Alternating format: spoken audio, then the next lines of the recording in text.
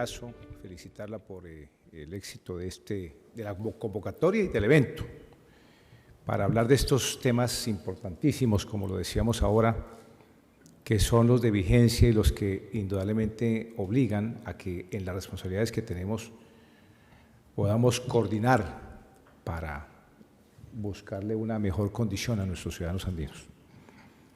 Quiero saludar la presencia de los parlamentarios andinos, de Luis Galarreta, de la congresista presidenta de la Comisión Económica, congresista Nubia Motizo. Gracias por estar aquí además. A las personas que representan el sector privado, primero también a los voceros del gobierno que han hecho uso de la palabra aquí, de los ministerios de Hacienda, de Comercio, de Micetur, al embajador Galo Yepes de Ecuador que estuvo presente esta mañana, a los importantes dirigentes del sector productivo que se han hecho presentes esta mañana, a todos los asistentes presentes de las universidades aquí que han convocado este importante escenario de la parlamentaria andina. Gracias, Leslie. Gracias por la invitación para concluir este importante evento, que como lo decía yo hace unos minutos en la conversación, en el break, justo son los escenarios para poder producir ideas, ponernos de acuerdo en las soluciones que hay que buscar.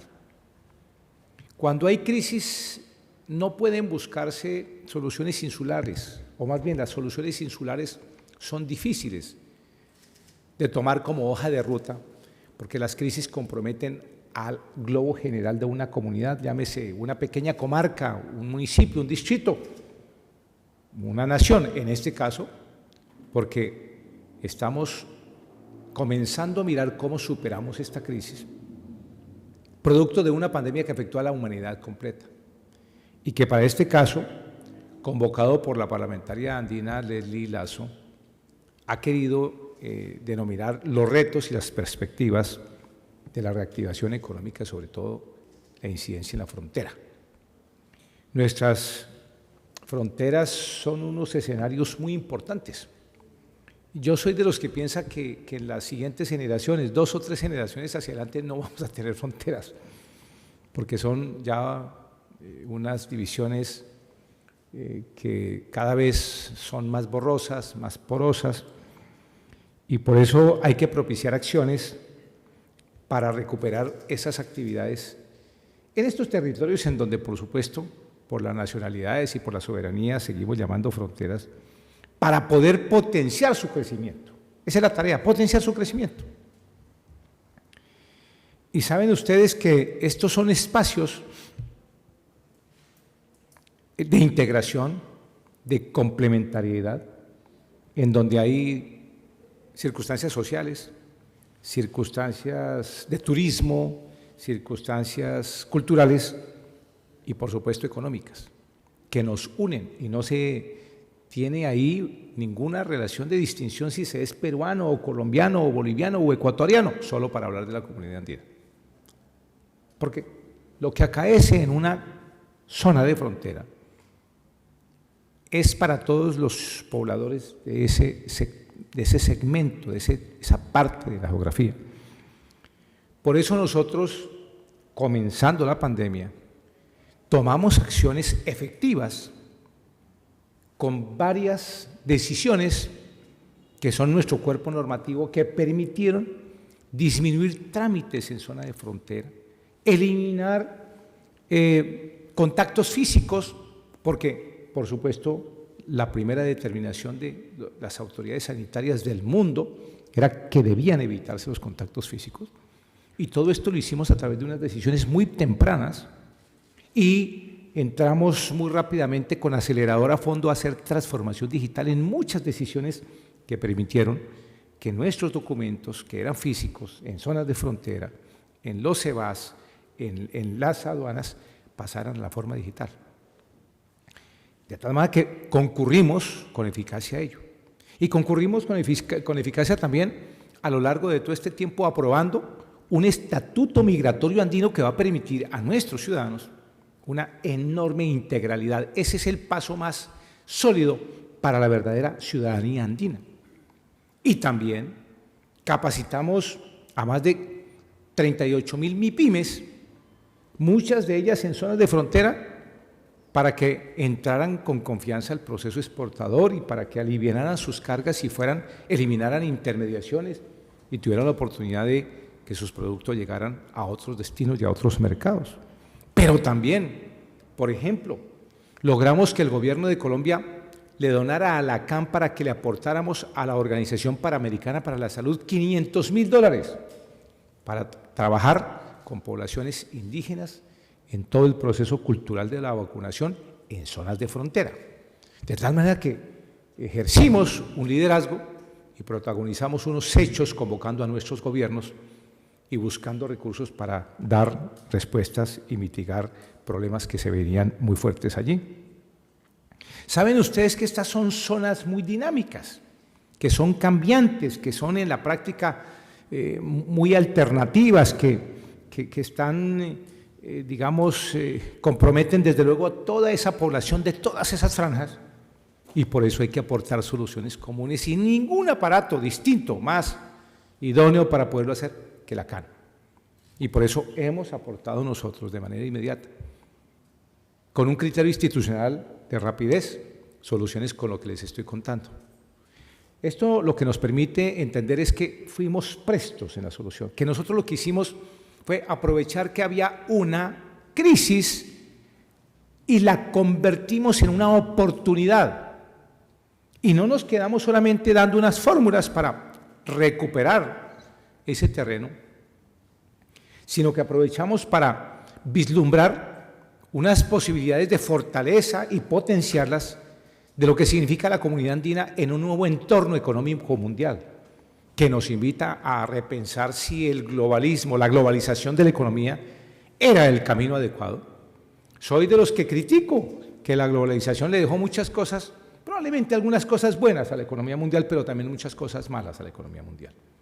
Y que justo la pandemia nos obligó a tomar un camino distinto y en consecuencia hemos propuesto que debemos fortalecer el camino de la regionalización, de potenciar nuestras riquezas, las de la CAN, incluso asociarnos con América Latina para que América Latina sea un jugador importante en la economía del mundo, como la economía europea y la china y la de los Estados Unidos. Está que tenemos una oportunidad de oro y tenemos cómo hacerlo. Alguien me decía, pero secretario, entonces nos vamos a comparar con China y con Alemania en tecnología. No, nosotros tenemos commodities, tenemos comida, tenemos una agroindustria. Nosotros tenemos cómo darle al mundo algo que el mundo necesita. En el año 2050, la humanidad va a necesitar el 40% más de comida para alimentar a 9.000 millones de seres humanos. Y eso implica que tengamos que aumentar el 20% de adecuación de nuestras tierras. Y el 30% de esas tierras habilitables están en América Latina. ¿Tendremos o no la oportunidad? Pregunto yo, para ser líderes mundiales, la tenemos, es clara, está ahí, con las adecuaciones de tierras. Con lo que conversábamos, doctor Alfonso, afuera, algo así como lo que se hizo en la época de 140 antes de Cristo y hasta el medioevo, la ruta de la seda, muy simbólica en los viajes de Marco Polo. ¿Y por qué no hablar nosotros entonces también de la ruta de la quinoa o de la ruta de la papa? ¿O por qué no restaurar nuestros caminos andinos, que en lo que estamos trabajando en el diseño de los caminos andinos como una oferta turística para buscar elementos que nos permitan hacer una recuperación muy rápida de nuestra economía y que son símbolos mundiales que nos darían una característica que nadie más la tiene, sobre los cuales podemos avanzar? Para ello necesitamos, por supuesto, la congregación de los gobiernos, de la clase empresarial, del sector productivo, pues, de la academia, de la ciudadanía en general.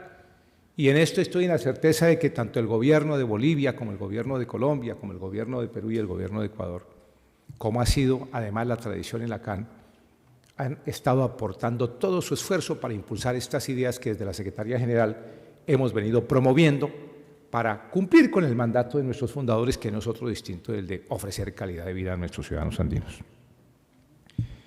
Por eso, allá en las fronteras, el comercio, el transporte y el turismo son, por ejemplo, tres ejes muy importantes, fundamentales. Ustedes esta mañana han manejado una serie de informes. Yo acabo de escuchar uno sobre cómo los gobiernos han creado para contener la crisis unas políticas de reactivación, y eso, pues naturalmente desde aquí lo apoyamos con instrumentos, por ejemplo, valiosísimos como el que estamos a punto de tener en pocos meses al servicio de nuestros sistemas de unificación de comunicación a través del Intercom, para que nuestras aduanas se hablen en tiempo real. Tendremos entonces ese Intercom con varios contenidos para que nuestras aduanas y allí en zona de frontera tengamos más facilidad para evitar contrabando, para evitar el manejo de la moneda del narcotráfico, para mitigar la delincuencia, para ablandar los costos de los alimentos en zona de frontera, por las circunstancias, por ejemplo, de cómo poder transportar a través de la vía fluvial hacia la selva interna. En fin, ese Intercom va a ser un instrumento, una herramienta vital para que nuestras aduanas se comuniquen, y allí habrá un beneficio muy particular, muy especial en las zonas de frontera. Finalmente, todo esto nos ha llevado a nosotros a darles a ustedes hoy unas felices noticias, unas noticias de aliciente, de estímulo. Es que hemos crecido como ninguna otra economía comparable en el mundo, con todas estas medidas, pero a esto pongámosle algo más, por la fortaleza del ciudadano andino, por su emprenderismo, por su capacidad de superar momentos difíciles, por su capacidad de resiliencia, de reinvención.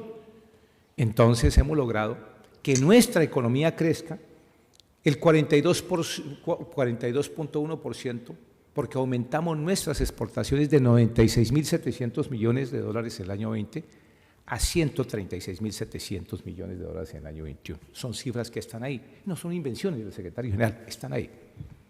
Y también fortalecimos nuestro comercio intracomunitario. Pasamos de tener exportaciones intracomunitarias por 6.500 millones de dólares a cerca de 9.700 millones de dólares, creciendo el 32%.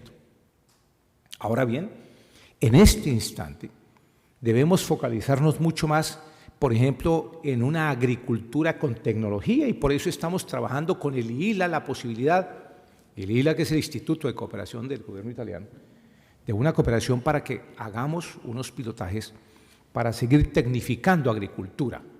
Tenemos tierras, tenemos la necesidad de producir alimentos, tenemos mercados. ¿Cómo no tecnificar nuestra agricultura, esa agricultura de precisión que nos permita tener mucha más productividad en menos terreno, con más calidad? Y cómo poder seguir avanzando en el día a día en otros temas vitales que nos van a generar el crecimiento de nuestros mercados para llegar a más mercados y a nuevos mercados. Por eso, en el último reporte de nuestras estadísticas, hay algo sorprendente, es que ahora China es el país que más nos compra, cuando tradicionalmente eran los Estados Unidos y luego Europa. Pasamos a exportarle a China el 19.8% de nuestro producto, y a los Estados Unidos el 18.5% y a Europa el 11.9%. Y nuestras exportaciones intracomunitarias, que son el cuarto volumen, en el 6.7%. Significa que estamos teniendo la posibilidad de avanzar en nuevas rutas, con nuevos caminos y con más productos.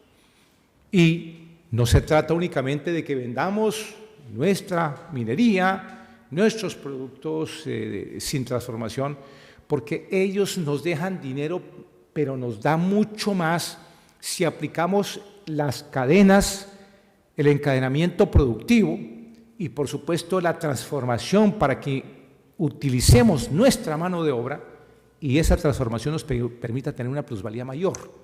Y entonces, con ese encadenamiento productivo, tener muchos más ingresos.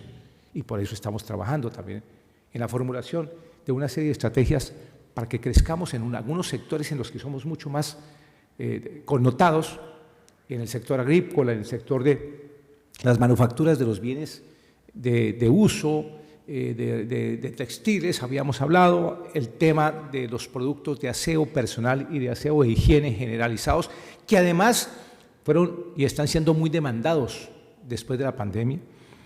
Y creo que de esa manera pues vamos a nosotros lograr que nos convertamos en una verdadera despensa de alimentos al mundo y de productos de manufactura que nosotros sabemos, trabajar y que nos generan unas posibilidades de mayor empleo y en consecuencia mayor tranquilidad social a la hora de saber que llega más resultante hacia todos nuestros lugares en los 4 millones de kilómetros cuadrados que nosotros tenemos.